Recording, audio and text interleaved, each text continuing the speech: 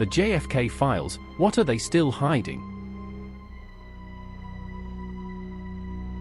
November 22nd, 1963.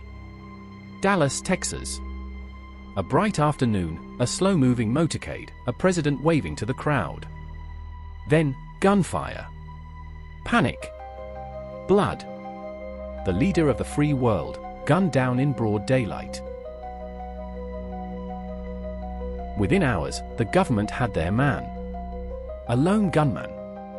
A drifter named Lee Harvey Oswald. Case closed. But was it? Because just 2 days later, in the basement of the Dallas Police Department, Oswald was silenced. Shot dead on live television. The man accused of assassinating the president, erased before he could speak. And now, 60 years later, the FBI has discovered thousands of new documents. Files hidden for decades. Files that could change everything. Tonight, we dive into these newly released files, the secrets they hold, and the chilling conspiracy theories they may finally confirm. The secret files, what are they hiding? The official story is simple.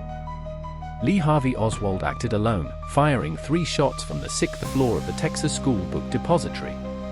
But the official story has always had cracks. And now, new files, 2,400 pages of them, are being made public. Why now? More importantly, why were they hidden in the first place? The files reportedly contain intelligence briefings about Oswald's movements before the assassination. Some even reference foreign operatives, Soviet spies, Cuban agents. But perhaps the most unsettling detail? There are documents that suggest the government knew about Oswald long before he pulled the trigger. The question is, did they watch him? Or did they use him?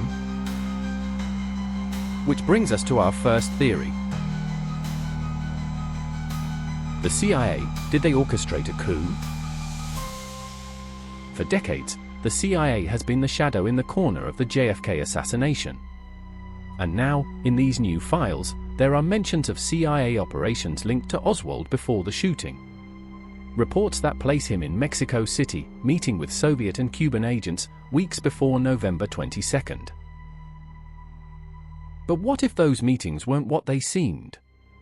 Robert F. Kennedy Jr., nephew of JFK, has long insisted that his uncle's death was a coup. That Oswald was a patsy, set up to take the fall. If that's true, then what's inside these new files? Are they confirmation, or just another layer of the cover-up? And then, there's the second shooter. 1 shot. 2 shots. 3. More than 60% of Americans believe there was a second gunman. A hidden figure behind the fence on the Grassy Knoll. But here's where it gets strange.